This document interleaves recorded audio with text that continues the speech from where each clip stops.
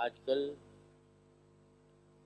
یہ رواج بہت زیادہ ہو گیا ہے کہ مختلف دنوں میں، مختلف مہینوں میں،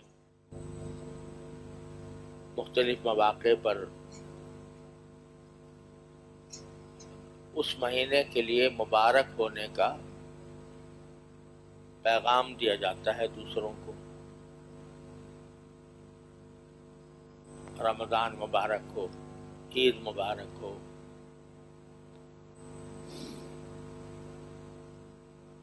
جمعہ مبارک ہو، یہ الفاظ استعمال کیے جاتے ہیں، اور اب ان کا رواج بھی کثرت سے ہونے لگا ہے۔ پہلے صرف عید کے موقع پر ہوتا تھا، اب رمضان مبارک اور جمعہ مبارک اس کا بھی اہتمام کیا جانے لگا۔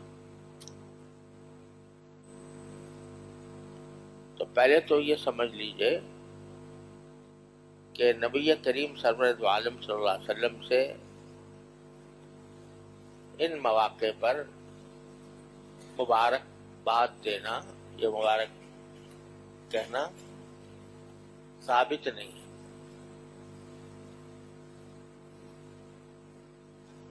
یا کوئی ایسی روایت نہیں آتی کہ آپ عید کے موقع پر لوگوں کو ملتے وقت عید مبارک فرماتے ہوں یا رمضان مبارک فرماتے ہوں یا جمعہ مبارک فرماتے ہوں۔ لہذا اس کو سنت سمجھنا تو بالکل غلط ہے، ناجائز ہے۔ یہ سنت ادا ہو رہی ہے کیونکہ حضور اقدس صلی اللہ علیہ وسلم سے یہ منقول نہیں ہے۔ البتہ حضور اقدس صلی اللہ علیہ وسلم سے کسی بات کے منقول نہ ہونے کا یہ مطلب بھی نہیں ہوتا کہ وہ ناجائز ہے۔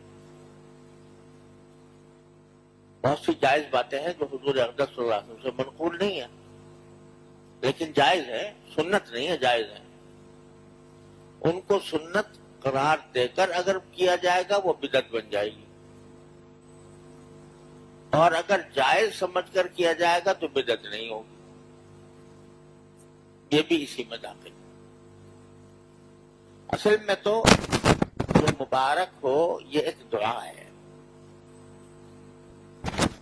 اور بڑی عظیم الشان دعا ہے۔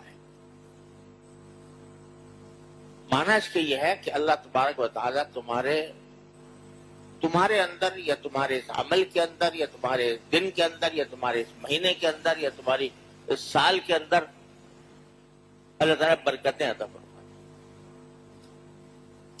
برکتیں مانگنے کی دعا ہے مبارک، اور دعا بڑی عظیم الشان ہے، کیونکہ برکت ہی در حقیقت وہ چیز ہے کہ جو کسی بھی مقصد کے حصول کا آخری درجہ ہوتا ہے۔ اس موقع پر تو یہ دعا میں نے عرض کیا کہ نبی کریم صلی اللہ علیہ وسلم سے ثابت نہیں ہے۔ ثابت نہ ہونے کا یہ معنی بھی نہیں ہے کہ کبھی آپ نے نہ دی ہو سکتا ہے دی ہو، کبھی منقول نہیں ہوئی، لیکن بعض مواقع پر ثابت ہے، جیسے نکاح کے موقع پر کہ جب حضور اقدس صلی اللہ علیہ وسلم کسی نئے جوڑے کے بارے میں پتہ چلتا کہ ان کا نکاح ہوا ہے، تو شوہر ہو یا بیوی ہو اس کو یہ دعا دیتے تھے، بارک اللہ لکما و فیکما و جمع بینکما فی خیر، اور کما قال اللہ تعالیٰ تمہارے اس جوڑے میں برکت عطا فرمائے اور تمہیں ہمیشہ بھلائی کے لیے جمع رکھے، کوئی تفریق نہ ہو تمہارے درمیان، کوئی تنازع نہ ہو۔ یہ دعا فرماتے تھے،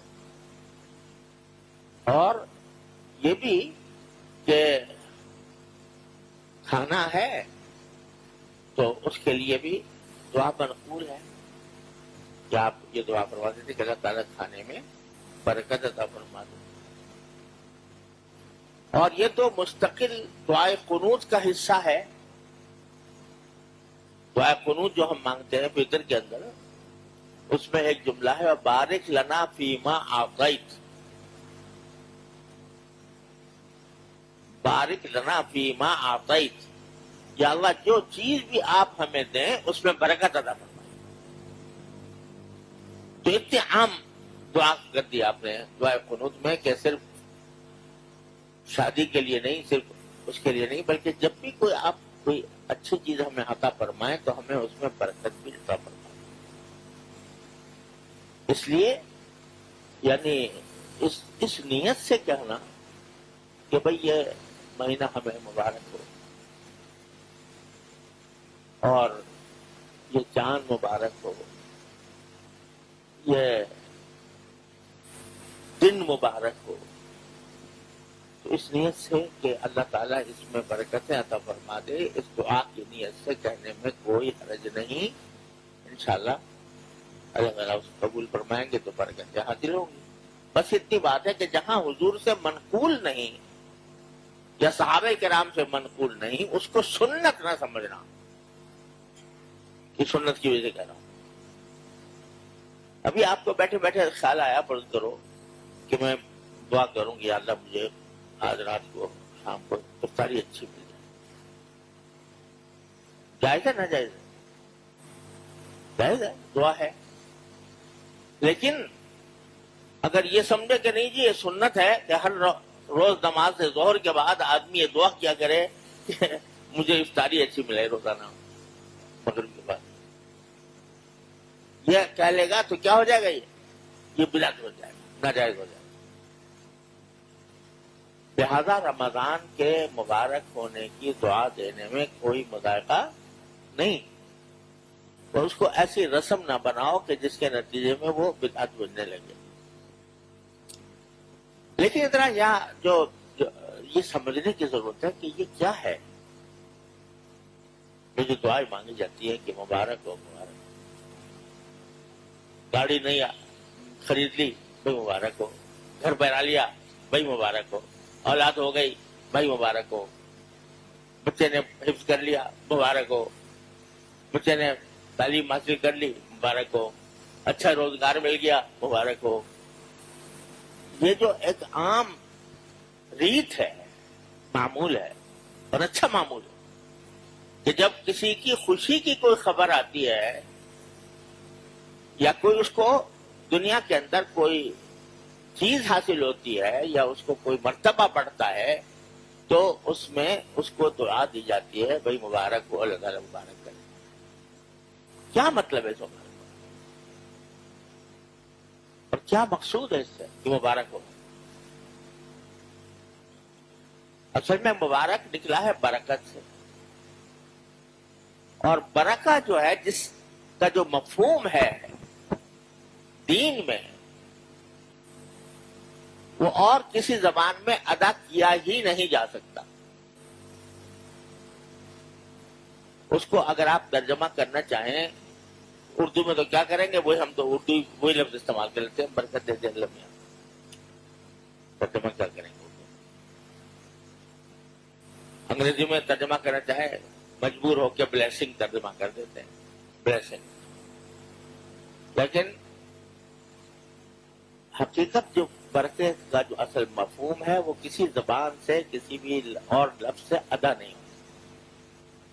ذرا سمجھیے وہ کیا ہے. برکت کے معنی یہ ہے کہ جو چیز جس مقصد کے لیے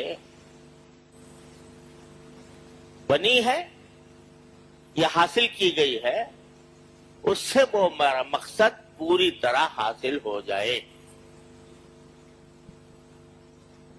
یہ ہے برکت.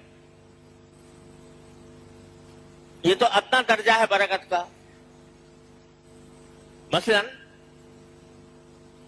آپ نے ایک گھر لیا ہے، تو گھر کیوں لیتے ہیں؟ मकसद क्या है घर लेने का? उसमें रहे आदमी, वो राहत दे और उसमें आदमी आराम से रह सके। ये मकसद अगर घर पूरा कर रहा है तो वो मुबारक है, और अगर वो पूरा नहीं कर रहा तो वो मुबारक नहीं है। ज़ाहिरी असबाब तो इख्तियार कर लिए, देखभाल के लिए, अगर पैसे भी देखभाल के खर्च किए, लेकिन जब जाके रहना शुरू किया तो कभी इधर से खराबी पैदा हो रही है, कभी उधर से खराबी पैदा हो रही है, कभी तमार को बताना पड़ रहा है, कभी प्लम्बर को पीछे फिर रहे हैं, कभी इलेक्ट्रीशियन के पीछे फिर रहे हैं, और जो राहत है वो हासिल नहीं हो रही। जो मकसूद था घर का, राहत का, वो हासिल नहीं हो रहा। क्या माना हुआ इसके कि घर बरकत वाला ना हुआ, घर में बरकत ना आई। और अगर बरकत आएगी तो क्या माना होंगे कि ये घर जो है जिस मकसद के लिए बनाया गया है या हासिल किया गया है वो पूरा पूरा दे रहा है।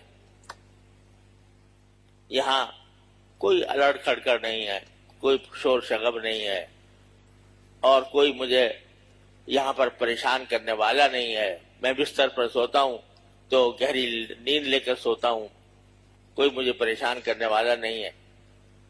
क्या माना है कि बरकत है, उस घर के अंदर बरकत पैदा हो गई कि उसका जो असल मकसद था वो हासिल हो गया। गाड़ी खरीदी है सारी, कोई वो चाहे साइकिल हो, चाहे मोटरसाइकिल हो, चाहे कार हो, चाहे कुछ भी हो, या अल्लाह इसमें बरकत दे दे। क्या माना इसके? माना यह कि जिस मकसद के लिए यह बनाई गई है वो मकसद पूरा कर दे इससे। जब मैं सवारी पर जाना चाहूं तो धक्के लगाने ना पड़े इस पे। यह ना हो कि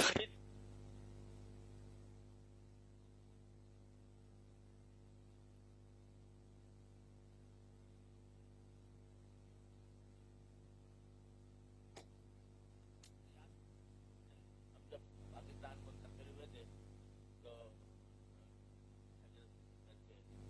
सबसे पहले हमारे वालिद साहब ने जो मकान लिया था वो विक्टोरिया रोड पहले कहलाता था, आजकल अब्दुल्ला हाफिज रोड है।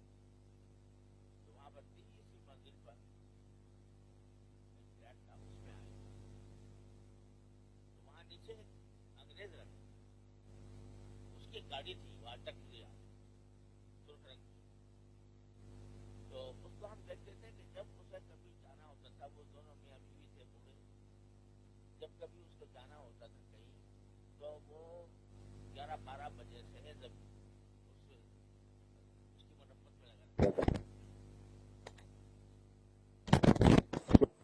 कभी ठोक रहा है, कभी धक्के लगवा रहा है। तो 5-6 बजे जब तैयार हो जाती थी तो फिर दोनों मियां बीवी जो है वो अपना सैर सपाटे के लिए निकलते थे। तो वो गाड़ी थी ऐसी कि वो क्या खिदमत करती, 5 घंटे 4-5 घंटे जो मालिक था वो उसकी खिदमत क्या करता था। तो गाड़ी तो थी, बरकत नहीं थी। तो बरकत इसको कहते हैं कि जिस चीज के लिए कोई चीज बनाई गई है वो उसके अंदर हासिल हो जाए, उसका मकसद पूरा हो जाए। ये पहला दर्जा है बरकत का।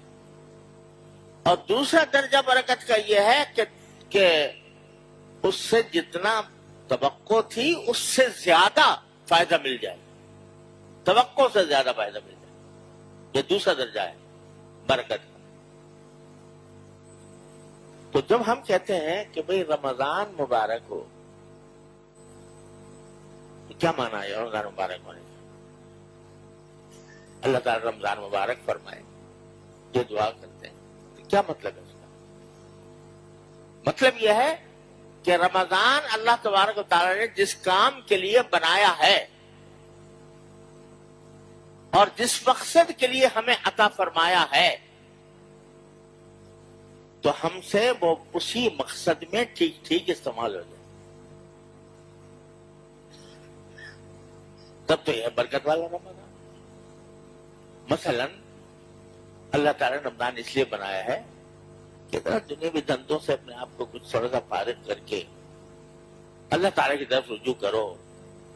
इसमें आम दिनों से ज्यादा तुम्हें इबादत करने की तौफीक हो, रोजा सही तरीके से रखो, तरावी सही तरीके से पढ़ो, रात को अगर मौका मिल जाए तहज्जुद पढ़ो, अल्लाह ताला की कलाम की तिलावत करो, जिक्र करो, तस्बीह करो, चलते फिरते कोई ना कोई जिक्र तुम्हारी जबान पर हो। इसलिए बनाया अल्लाह ने। और जैसे मैं बार बार अर्ज क्या करता हूं कि हम लोग जब दुनियावी धंधे अल्लाह ताला ने हमारे लिए जायज कर दिए कि भाई तुम्हारे लिए तिजारत भी जायज, तुम्हारे लिए ज़राअत भी जायज, तुम्हारे लिए मुलाजमत भी जायज, पैसे कमाओ जायज, तो जायज तो कर दिए अल्लाह ताला ने, लेकिन हम लोग उसमें इतने मुनहमिक हो जाते हैं, शब और रोज सुबह से लेकर शाम तक ये चक्की दिमाग में चलती रहती है, किस तरह अपने पैसे में इजाफा करूं, कैसे मैं अपना आमदनी बढ़ाऊं, किस तरह मुझे मेरी जो है सवारी अच्छी हो जाए, किस तरह मेरा घर अच्छा हो जाए। इसी चक्कर में गुजारते हैं 11 महीने। तो जो असल मकसूद जिंदगी था अल्लाह ताला को राजी करना और आखिरत की तैयारी करना, उसकी तरफ ध्यान कम हो जाता है या नहीं रहता इन दुनियावी कामों में मुनहमिक होने के नतीजे में। तो ये मेरे बाला का करम है कि जब हम गाफिल होने लगते हैं उसकी याद से, उसके जिक्र से, जब गाफिल होने लगते हैं 11 महीने इन धंधों में लगने के बाद, तो कुछ ऐसा लगता है अल्लाह ताला आ जाओ, कहां जा रहे हो, और हमें खींच कर इस तरफ बुला लेते हैं रमजान के अंदर कि अपनी दुनियावी मसरूफियात कम करो और हमारी तरफ रुजू ज्यादा करो। तो यह है मकसूद रमजान का। तो रमजान में बरकत क्या होगी कि जिस मकसद के लिए रमजान आया उस मकसद, वो मकसद रमजान में हासिल हो।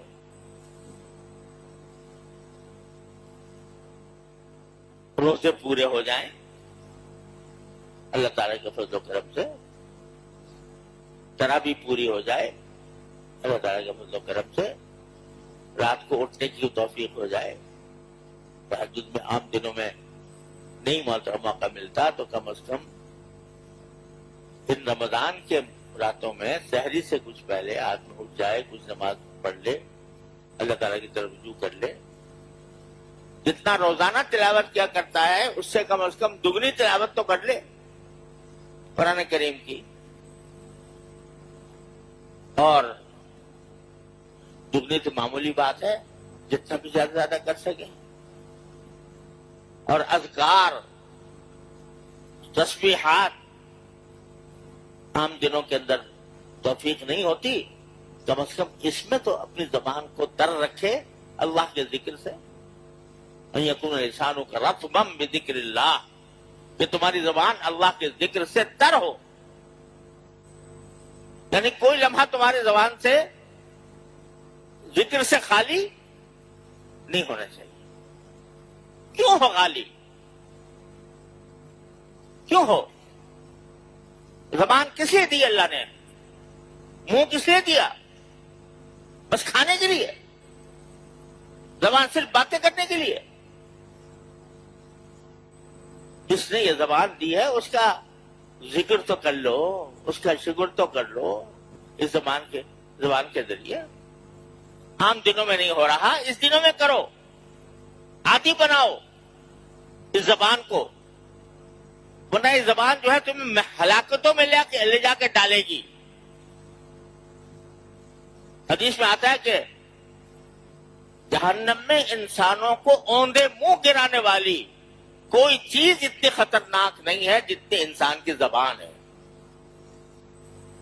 अगर ये काबू में ना हो तो ये झूठ ये बुलवा देगी, गीबत ये करवाएगी, तोहमतें ये लगवाएगी, दिल आजारियां ये करेगी, اور اللہ بچائے فحاشی میں یہ مبتلا ہوگی اور نہ جانے کہاں جا کے تمہیں گرا کے گرائے گی جہنم کے گڑھے میں. تو اس کو اگر سلامت رکھنا ہے تو اس کو اللہ کے ذکر سے تر کر لو. جب اللہ کا ذکر آئے گا اس زبان کے اوپر تو شیطان ویطان خود بھاگ جائیں گے. خانے خالی نہ دیو میں گرت بزرگ کیا گئے ہیں. جو گھر خالی ہوتا ہے اس پہ آ کے جن قبضہ کرتے ہیں. اور اگر تم نے اس گھر کو بھر لیا ذکر اللہ سے, اللہ کے ذکر سے بھر لیا, تو مجال شیطان کیا ہے وہاں پر, وہ تو دور ہی سے بھاگ جائے گا. اس واسطے جو مقصود ہے اس رمضان المبارک کا وہ یہ ہے کہ یہ مہینہ رجوع اللہ میں گزرے. اگر یہ مقصد حاصل ہو رہا ہے سمجھو رمضان مبارک ہے, اور اگر یہ نہیں ہو رہا الیاذ باللہ تو مانا یہ کہ برکت نہیں ہے رمضان میں تمہارے. کیونکہ کوئی نہ کوئی عذر کھڑا ہو گیا, روزہ نہیں رکھ نہیں پائے,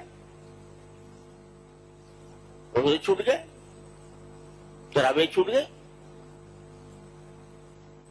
دھیان کسی اور طرف چلا گیا, کوئی ایسے کاروبار زندگی آ گیا کہ اسی میں صبح سے شام تک پھنسے رہے, نہ پتا کہ کب سحری ہوئی, کب افطاری ہوئی, کب تراویح کا وقت آیا. الیاذ باللہ. تو کیا مطلب کہ رمضان کی برکت نہ ملی, رمضان میں برکت آ گئی. تو یہ برکت بڑی عظیم چیز ہے. ہمارے حضرت والی صاحب قدس اللہ تعالیٰ سے اللہ تعالیٰ ان کے درجات بلند فرمایا کرتے تھے کہ برکت اور راحت ایسی چیز ہے جو پیسوں سے نہیں خریدی جا سکتی, پیسوں سے خرید نہیں سکتے. دل میں خیال آ رہا ہے کہ بھائی اعلیٰ ترین گاڑی خریدوں گا, اور خرید بھی لی اعلیٰ ترین سب دیکھ بھال کے, لیکن یہ گاڑی بذات خود راحت نہیں ہے. یہ اگر راحت دے گی تو راحت ملے گی, دینے والا اس کے ذریعے راحت دے گا تو ملے گی. فرض کرو بڑا شاندار گاڑی خرید کے لے آئے, پیسے خوب خرچ کیے, اچھے دیکھ بھال کے دے, شاندار قسم کی گاڑی لی, 0 میٹر, اور جب لے کے آئے تو معلوم بجی اس کے اوپر تو کوئی تنازع چلا ہوا ہے, اس پر تو اس کی تو رجسٹریشن ہی صحیح نہیں ہے, اس کے اوپر تو مقدمہ چل رہا ہے. اب وہ پیسے بھی خرچ کر لیے, گاڑی بھی لے آئے, اور دل دماغ اور سارا دوڑ دھوپ جو ہے وہ اس مقدمے کے چکر میں پڑی ہوئی ہے. تو پیسے سے راحت نہیں خریدی جاتی, راحت صرف عطا ہے اللہ جل جلالہ کی. وہ جس کو چاہے دے دیں, جھوپڑے میں دے دیں, اور جس سے چھیننا چاہے تو محلوں میں سے چھین لیں. تو یہ برکت نام ہے اس بات کا کہ جس مقصد کے لیے کوئی چیز بنی ہے اس مقصد کے اندر وہ باقی معاون بنے, وہ مقصد حاصل ہو اس سے, تو برکت ہے, ورنہ بے برکتی. یہ ادنا درجہ ہے. اور اعلیٰ درجہ یہ ہے کہ جتنی توقع ہونی چاہیے تھی عام حالات میں, اس سے جتنی راحت ملنے کی توقع ہونی چاہیے تھی اس سے زیادہ ملی. نہ صرف یہ کہ توقع کے مطابق رہا بلکہ اور زیادہ ہوئی. یہ کیا ہے؟ یہ وہ برکت کی اعلیٰ قسم ہے کہ اس میں تھوڑی سی مقدار بے شمار انسانوں کے لیے کافی ہوگی. حضرت صدیق اکبر رضی اللہ تعالیٰ نے فرماتے ہیں, حضرت صدیق اکبر رضی اللہ تعالیٰ حضور اقدس صلی اللہ علیہ وسلم نے ایک مرتبہ عشاء کی نماز کے بعد اعلان کیا کہ بھائی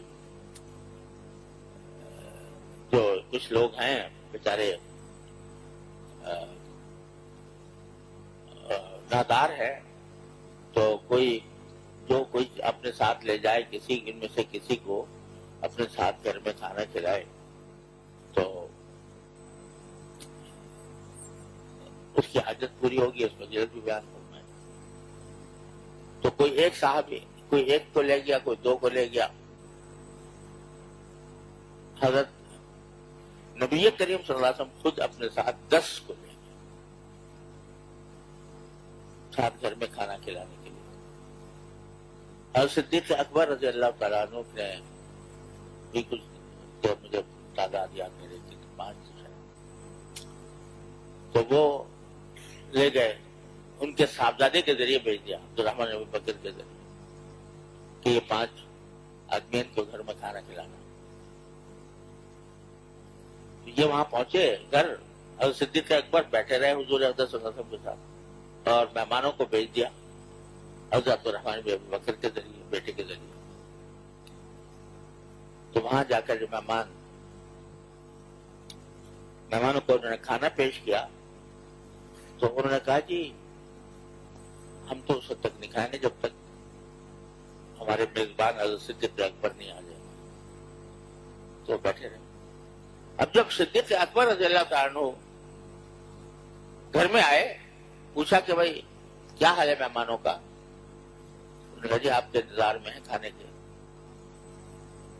خدا کی بندی ہو، تم نے ان کو کھانا نہیں کھلایا رات کا اپنی اہلیہ سے؟ انہوں نے کہا جی وہ ہم نے ان کو پیش تو کیا تھا مگر انہوں نے انکار کر دیا کھانا کھانے سے۔ تو حضرت صدیق اکبر نے زور سے ان کو ڈانٹ کے پکارا، عبدالرحمن ابو بکر، یا غنثر، اے سستی مارے، کہاں ہے تو؟ مہمان گھر میں آ گئے اور وہاں پر تم نے انتظام نہیں کیا۔ خیر وہ کسی طرح پر مہمان بیٹھے، صدیق اکبر بھی بیٹھے اور کھانا لایا گیا۔ اب وہ کھانا 4-5 آدمیوں کے لائق تھا، وہ کھانا شروع کیا۔ تو کہتے ہیں جی ادھر وہ کھانا کھاتے جا رہے تھے اور نیچے سے اور ابل رہا تھا،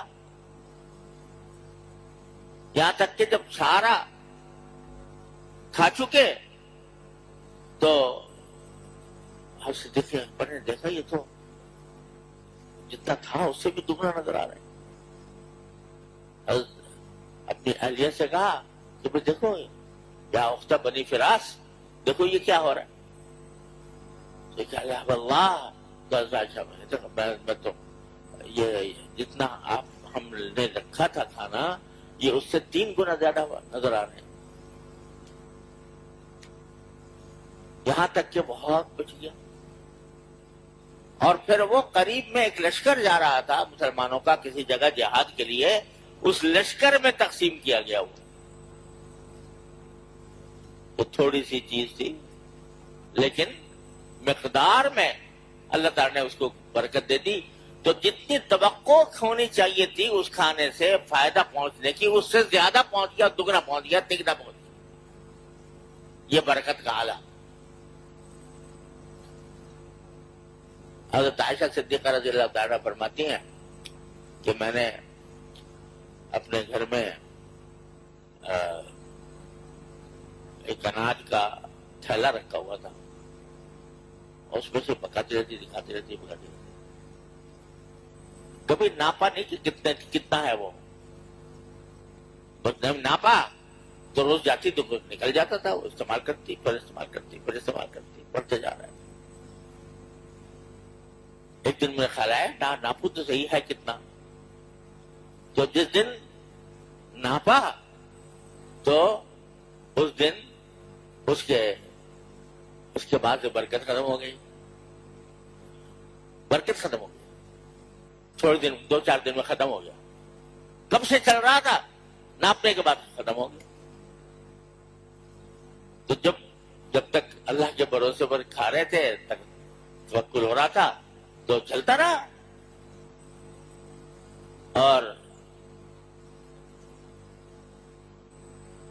जब सोचा कि भाई तो लाओ इसको नाप तोल करके देखें कितना रह गया क्या है, तो खत्म हो गया।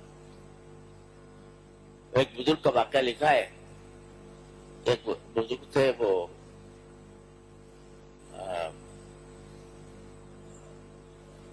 ऐसे ही पड़े रहते थे, मजदूर से थे,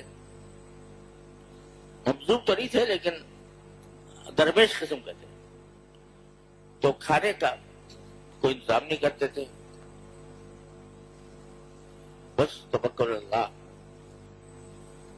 तो एक बार तो ऐसा हुआ कि उनके ऊपर कई वक्त के वाक़े आ गए। अब जो लोग बर्दाश्त कर सकते हैं वही इस किस्म का काम करते हैं। 2-3 हफ्ते के 2-3 वाक़े आ गए। खैर आ गए सो आ गए, बैठे थे इसीलिए कि आए तो आ जाएंगे। आ गए, उसके बाद कहीं से कोई शख्स जो है वो खाना ले आया थाल में, हदिये के तौर पर। तो खैर अल्लाह का शुक्र अदा किया, खाया। जब खा के फारिग हो गए तो थोड़ा सा उसमें से खाना जो है वो आइंदा के लिए कपड़े में बांध कर रखना चाहा, कपड़े में कागज में बांध करके भाई थोड़ा सा रख लूं, लेकिन पर ख्याल आया कि नहीं, वापस रख दिया।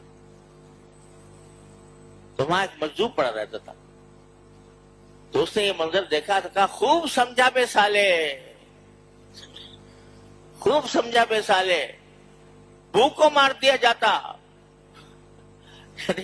दिमाग में जो तुम्हारे समझ में आ गया ये कि मैं रखूं नहीं बल्कि वापस ही भेज दूं, तो अच्छा हुआ समझ में आ गया तुम्हारे। वरना अगर ये काम करता कि एक तरफ कह रहे हो मैं मुतवक्किल हूं और दूसरी तरफ कल के लिए उठा के रखना चाह रहे हो, तो भूख को मार दिए जाते। गरज बरकत की जो इंतहाई किस्म है वो ये है कि थोड़ी चीज भी ज्यादा का फायदा पहुंचा दे। तब रमजान में अल्लाह तबारक व तआला अपनी रहमत से दोनों किस्म की बरकतें अता फरमाए। रमजान किस लिए आया? बोलो भाई, अल्लाह से ताल्लुक मजबूत करने के लिए, इसलिए आया रमजान। तो इस ताल्लुक मजबूत करने का जो मकसद है अल्लाह ताला हमें अता फरमा दे, मुबारक फरमाए रमजान को। क्या माना कि ताल्लुक में अल्लाह को मजबूत करने का जो मकसद है वो पूरी तरह हासिल हो जाए, पूरी तरह हासिल हो जाए तो ये बरकत का अदना दर्जा। और अगर जितना तवक्को थी उससे ज्यादा हो जाए तो ये बरकत का आला दर्जा। ये मिल गया तो सभी कुछ मिल गया। रमजान अगर अल्लाह ताला अपने रजा के मुताबिक, अपने पसंद के मुताबिक अदा करवा दे, हमसे गुजरवा दे। और गुजरने का तरीका क्या है कि भाई इधर से उधर से अपने आप को, ज़हन को फारिग करके समझ लो कि अब तो मुझे बस अल्लाह से लौ लगानी है। ना कोई जलसा, ना कोई जुलूस, ना कोई बात, ना कोई तकरीर, ना कुछ। गोश में बैठ के अपने अल्लाह से लौ लगाए, तिलावत करे, जिक्र करे, तस्बीह करे, नफले पढ़े, लंबे सजदे करे, रुकू करे, रुकू में अल्लाह ताला की हम्द व सना बयान करे, सजदे के अंदर अल्लाह ताला से दुआएं करे। वो हो और उसका अल्लाह हो, इस तरह है गुजारना। ये बरकत वाला रमजान है। तमाम इसका कर लिया कि अपने सारे मसरूफियात, जितनी भी मसरूफियात हैं, उन पर नजर डालकर जो फजूल वक्त गुजारने वाली चीजें हैं उनसे अपने आप को बचा। इसकी एक एक घड़ी कीमती है, इसका एक एक लम्हा कीमती है।